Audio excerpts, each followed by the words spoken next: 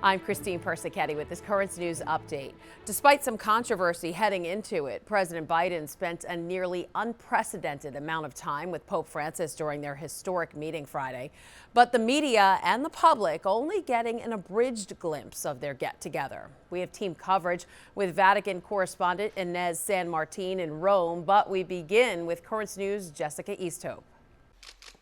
90 minutes. That's how long President Biden and Pope Francis spent together, longer than any president in recent history. Something else unprecedented, the initial hellos between the leaders weren't caught on camera. Despite protests from reporters, the Vatican instead released this edited footage of the greeting. The two men exchanged gifts. President Biden gave Pope Francis a coin with the U.S. seal on one side and the insignia of his late son Beau Biden's Delaware National Guard unit on the other. President Biden told the Pope the coins are given to warriors and leaders. You are the most significant warrior for peace I've ever met. The two spoke about climate change, global poverty, and the ongoing pandemic. But what wasn't on the agenda? Abortion. President Biden has been criticized by some church leaders on his pro-abortion policies, sparking a debate over whether or not he should receive communion. The United States Conference of Catholic Bishops has chosen not to single the president out, but instead create a teaching document for all Catholics about the meaning of the Eucharist to the life of the church. Did you discuss the Conference of Bishops? But after the meeting, President Biden said Pope Francis commended him for continuing to receive the host. However, he did not give him communion during their time together. Mr. President, did the issue of abortion come up at all? No, it didn't. It came up and just talked about the fact that he was happy I was a good Catholic and keep receiving communion. At the end of their meeting, Biden joked about their advancing ages. Biden, who is 78, shared a quote from baseball player Satchel Paige with Pope Francis, who is 84. How old would you be if you didn't know how old you were? The USCCB's teaching document on the Eucharist is being drafted and will be discussed at its next meeting in Baltimore in November. Jessica Easthope, Currents News. Biden's time spent with the Pope was much longer than the past two presidents. When President Trump met the pontiff in 2017, they were only together for 30 minutes. President Obama was longer, clocking in at 52 minutes. Joining us now to talk more about the meeting between the Pope and the president is Inez San Martin, Rome bureau chief at Crux. And Inez, first off, we were just talking about the time Pope Francis and President Biden spent together. It was a lot longer than previous presidents. Why do you think that was? It has to do with the fact that they know one another. I wouldn't go as far as calling each other friends, but they definitely have exchanged letters, phone calls, beyond the fact that they've met 3 times before today. It has to be pointed out that earlier this morning, Francis welcomed the president of South Korea, and he only met with him for 25 minutes, which is on the verge of what is politically correct. Wow, okay, that's interesting. And we're hearing that the president and the Pope talked about a number of issues, including climate change, poverty, and COVID, but not abortion. What are you hearing about their discussions? Well, actually, what President Biden told reporters, the president said, no, that the issue hadn't come up, has to be pointed out. We will never get the Pope's side of that conversation because the Vatican refuses to release any other information than what has already been said. Okay. And finally, many journalists were upset when the Vatican decided to cancel the live coverage of the meeting. What did you think about that? Why did they do that? It was a very frustrating moment of yesterday, to be honest. The official reason we were given is that this applies to every major world leader in the times of COVID. And it has to be pointed out, it's very rare that the arrival of a president or prime minister to Pope Francis' apartment is live streamed. However, it has been the case with US presidents in the past.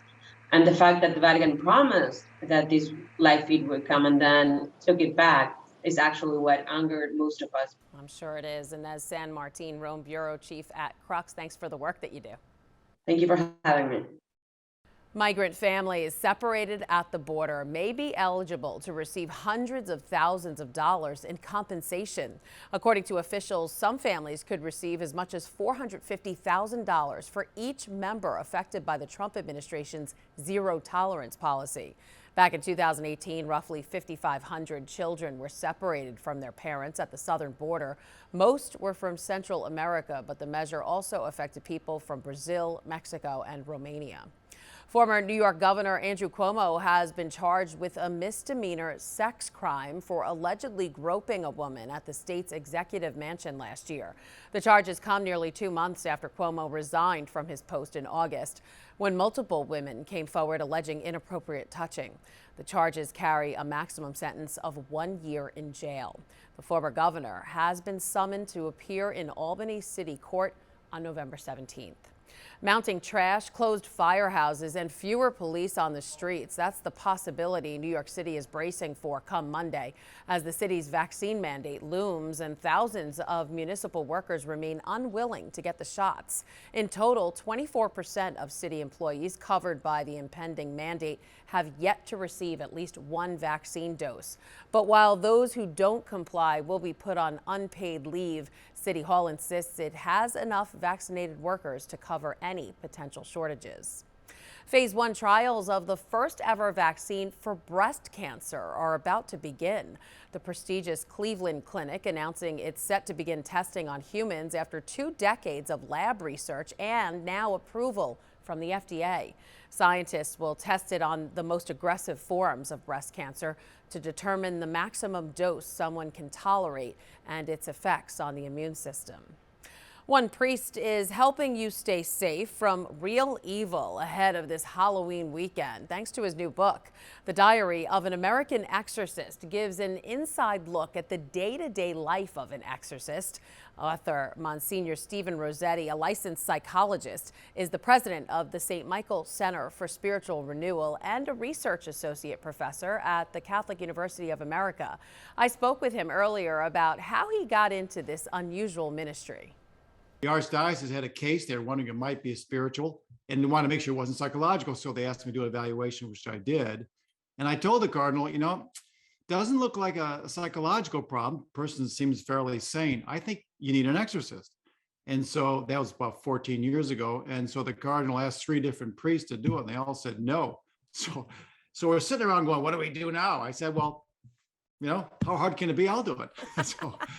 Absolutely. And when people think of exorcisms, we usually think of what happens in the movies, head spinning, levitation, voice changes. Are those things that you've actually seen or experienced? Well, some of those are true. Now, people's heads don't turn 360 like in the movie The Exorcist. But actually, The Exorcist, the movie, was based on a real case of a young boy, actually not girl, who was possessed by using a Ouija board for months. And yes, it scratches on the back, burned upside down crosses. A lot of that actually is true. All right, but you say you perform about 20 exorcisms a week in the Archdiocese of Washington alone. That seems like a lot. Are demonic possessions happening more frequently, or do we just not hear about them? Well, I know that exorcists around the country are buried in cases, and their caseloads are going up pretty drastic, and that's happened to us too. I mean, when people stop practicing the faith, when they start committing serious sins, and then they start doing occult stuff like witchcraft and magic, you're inviting Satan into your life. And when you're not practicing the faith, you lose your shield. Wow. How do you decipher whether someone is possessed or suffering from a mental illness? What are the steps you take when you get a request for an exorcism? It's very helpful to be a psychologist. I've practiced for 25 years, and you get a sense of what a real psychological disorder looks like. What exactly do you do on a day-to-day basis to free someone from their demons? We want you to go to confession, start going to mass and praying every day. And then whatever that door might have been to the demonics, stop it. An exorcism is not magic. It's a prayer to the Lord to liberate this person. And it's a process of freedom and purification. So it takes time, and as they become holier, hopefully, and to become a more sanctified person, that Satan doesn't have it's got no hooks to stay in the person's life. You can pick up a copy of Monsignor Stephen Rossetti's book, The Diary of an American Exorcist, at sophiainstitute.com. On the heels of Halloween, of course, are All Saints and All Souls Day. And once again this year, the Vatican is granting a plenary indulgence to Catholics who pray for the dead at a cemetery throughout the month of November. Typically, the church only grants those during the first week of the month, but last year, the Apostolic Penitentiary extended certain indulgences to cemeteries amid concerns about large gatherings like in churches due to COVID. Bishop Nicholas DiMarzio retires on November 30th, and this week the Tablet newspaper is bringing you a special insert looking at the life and legacy of the Diocese of Brooklyn's 7th bishop. The Tablet takes you deep inside his ministry to the faithful of Brooklyn and Queens, to his lifelong mission as a defender of immigrants, to a look back at his early years from childhood to the priesthood in New Jersey, to loads of well wishes from across the diocese and so much more. You can see and read it all. Just go online to thetablet.org or pick up a copy at your local church. Meanwhile, you could also celebrate the bishop's years of service another way. Just tune in to Net TV or head over to our website, netny.tv, to watch a special mass for Bishop DiMarzio's Episcopal anniversary live this Saturday at 11 a.m. from the Co-Cathedral of St. Joseph. The Mass will be shown again on Net on Sunday at 10:30 p.m. and Saturday, November 6th at 7:30 p.m. That is this Currents News Update. I'm Christine Persichetti. Thank you for joining us because we are putting your faith in the news.